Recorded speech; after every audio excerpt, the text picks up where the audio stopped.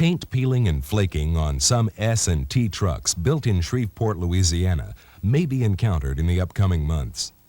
The purpose of this film is to show two basic repair procedures for these trucks.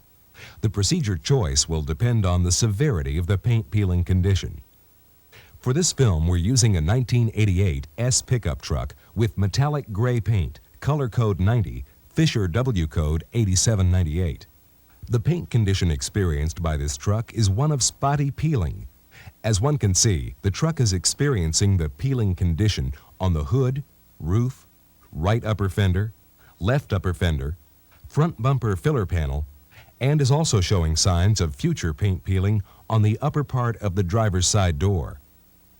At this time, our test vehicle is not showing signs of peeling on the vertical panels of the lower doors, lower fenders, exterior pickup box, and tailgate. However, should the repaint be held off for any amount of time, it's believed that in some cases these panels could begin to peel. Therefore, it is recommended that as soon as the peeling occurs, the truck should be refinished.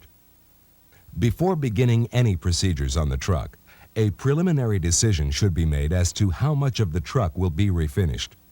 If the truck shows any signs of peeling on any vertical surfaces, the entire truck will have to be sanded to primer and refinished. If, however, there appears to be no peeling on the vertical surfaces, a determination will have to be made later during the sanding process whether the surfaces below the belt line will have to be refinished. The factors for making this determination will be pointed out later. Before beginning the repaint process, the vehicle must be prepped. The following list can be done in any order as the technician sees fit. Remove taillight covers, rubber windshield moldings, parking light covers, grille, outside mirrors, inner door weather strip, logos, and any special stripings or trim. After removing all trim, logos, and stripings, wipe these areas with an adhesive remover. Now cover all parts adjacent to a truck panel that could be damaged during sanding. These areas will include front and rear bumpers, door handles, door locks, windshield, rear window, passenger door moldings, plus any other areas the technician feels that he should cover. Next, wipe the entire truck with a grease and wax remover. This is done to ensure that no dirt or grease remains to get ground into the primer during the sanding process. Before beginning the sanding process, be sure and take adequate precautions to avoid injury. Wear hand protection during sanding and vehicle wipe downs. Also, be sure to wear a respirator to ensure that paint dust is not inhaled. Begin sanding the truck. Do not use a chemical stripper because it will be easier to retain some of the original primer protection this way. Sand the horizontal surfaces as well as the vertical surfaces above the belt line. These areas will have to be sanded down to the primer and will include the hood, roof, right upper fender, left upper fender, the whole tailgate on the outside, and the top of the pickup box on the outside.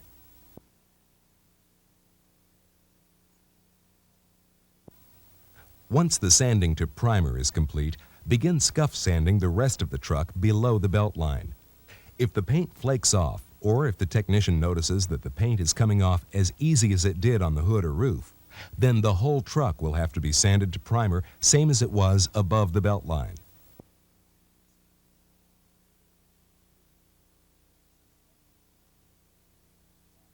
In some repaint cases, the pickup box may be of some concern. If the truck has a bed liner in it, nothing need be done to it.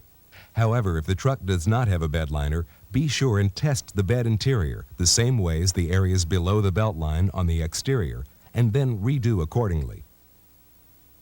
Once the sanding is complete, blow the whole truck off to remove excess paint dust. Now, once again, the truck must be wiped down with a grease and wax remover.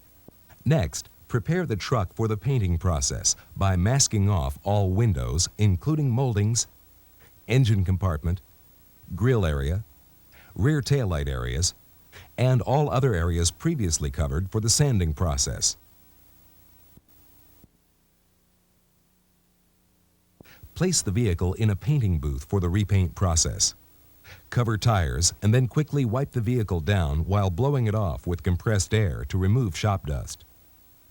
The first repaint step is to apply an anti-corrosion primer, such as PPG's DP epoxy primer or equivalent, to the old primer surface only.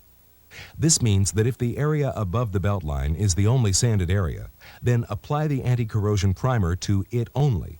Or if the whole truck was sanded to primer, then apply anti-corrosion primer to the whole truck.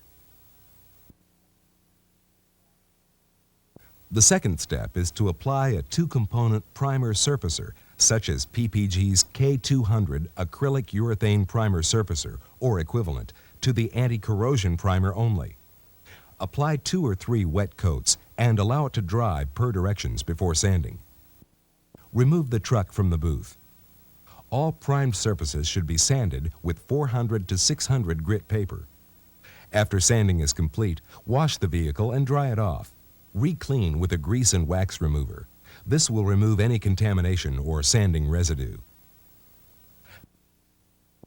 Place the truck back in the spray booth and blow it off with compressed air and wipe it down with a tack cloth. To the entire truck, spray 1 wet coat of sealer, such as PPG's DP epoxy primer, reduced as a sealer or equivalent. Allow appropriate flash time for the sealer and then begin color coating the entire truck. Apply 2 to 3 coats of color coat to the entire truck, allowing proper flash between coats. Once the painting is complete, the paint can be heat baked for 40 minutes at 140 degrees Fahrenheit if a bake booth is available.